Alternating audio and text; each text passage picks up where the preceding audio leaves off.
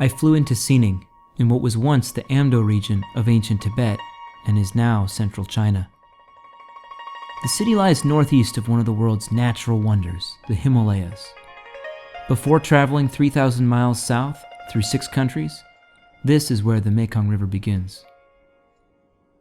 To meet me here in Xining, Walker was hitchhiking across one of the world's largest deserts in China's Xinjiang province, in an area geographically and culturally closer to Syria than to Beijing. While I waited for Walker, I took a look around the city.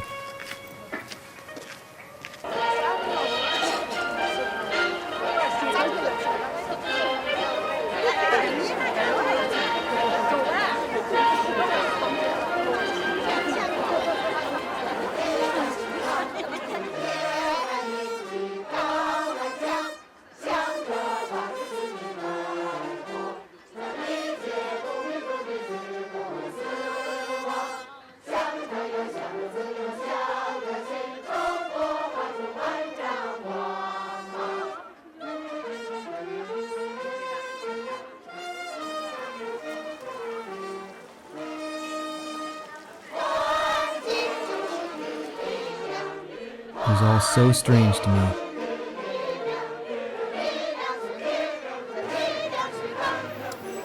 Fantastic.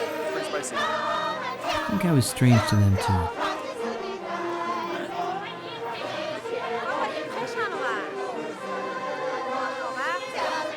Got some company.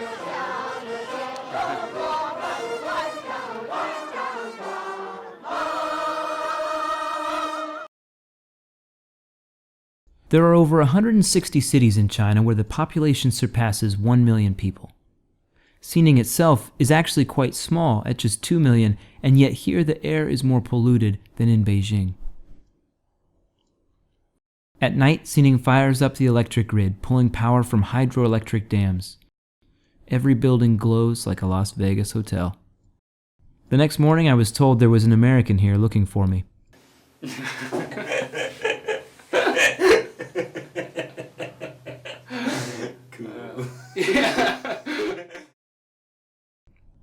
It was really great to see my friend again.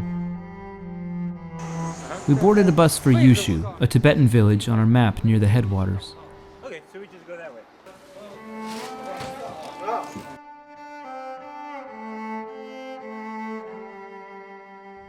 Arriving in Yushu, I'll never forget the first thing we saw.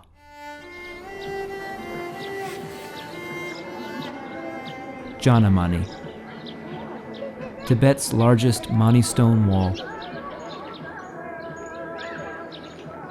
A Mani stone is a sacred Tibetan stone painted and inscribed with the prayer mantra Om Mani Bamaho.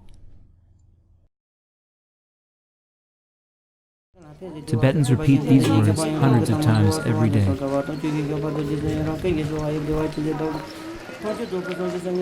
Some travel for thousands of miles just to circle this pilgrimage site.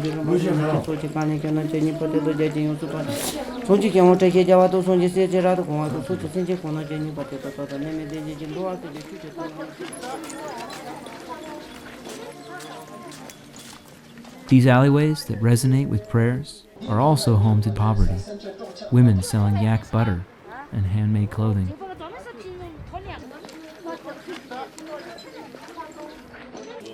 But we would spend several unforgettable days here in Yushu. First, we had to find our river.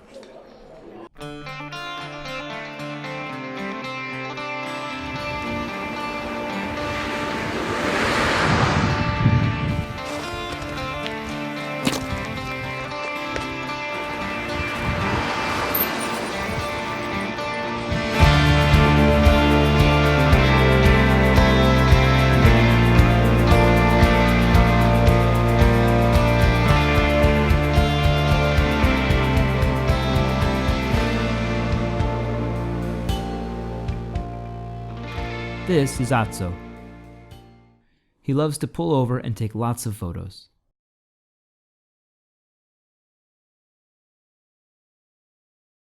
He also loves to drive really fast. He was taking us to Zedo, a small village on the riverbank. Here, the Mekong is called Sachu. When we arrived in Zado, Atso took us to pray at his monastery.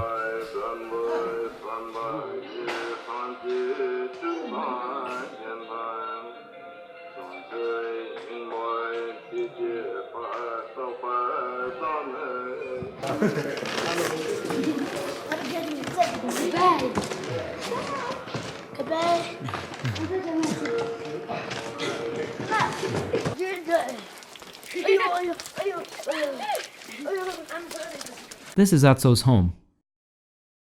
He showed us his photo albums of his life here in Zado.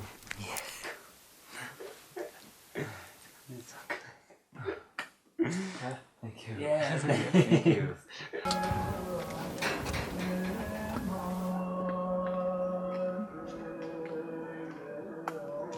Opame. Opame. Opame. Opame.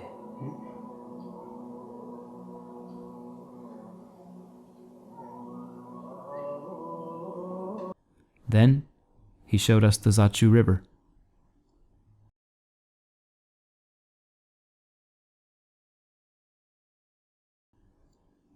We thanked our new friend and hiked out of the village. Tonight we wanted to camp along the banks of Zachu.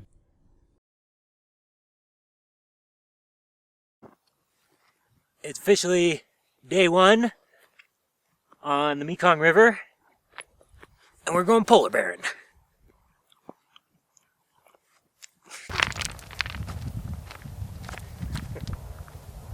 All right, buddy.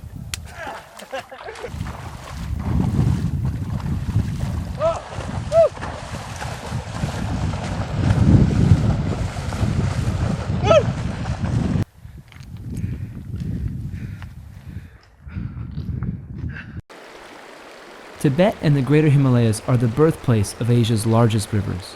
The Yangtze, the Yellow River, India's Ganges and Indus, and the Mekong all start here in the melting snow and ice. In very real terms, nearly half the world's population lives in the watershed of the Tibetan Plateau. Drop by drop, Zachu grows larger. It joins with other head streams to form the Lansang in southern China, where its name means turbulent river. Beyond the Chinese border, it is known as the Mekong, or the Great River.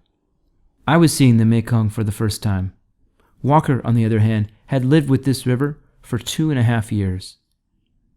I wanted to discover more about what this really meant to him. So I spent about 2 years of my life living on the Mekong River in northeast Cambodia. The way that experience changed me, I don't think I'll ever be able to relate to anybody. But it's a huge, huge, huge influence on who I am today. I've been growing this piece of hair for 3 years and 9 days. The last time I cut it was on the Mekong. And I told myself I wouldn't cut it until I made it back there. But when I flew home, I remember looking out the window and thinking how detached this was from my reality. And I knew that if I ever came back to the Mekong River, I wouldn't be flying. It was important to me to understand the way that my life in America was connected with this river that touched my heart so much. So about 1.5 years ago, I left home to make it back to the Mekong without flying. It's been a real journey to get here, and it's been good and bad and up and down. But to finally be here,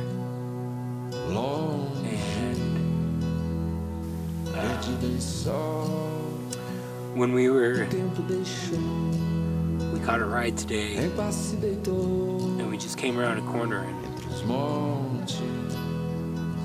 to see this river again, and to see the prayer flags, and to know how special and sacred this place is, this river is to so many people. And to be back here,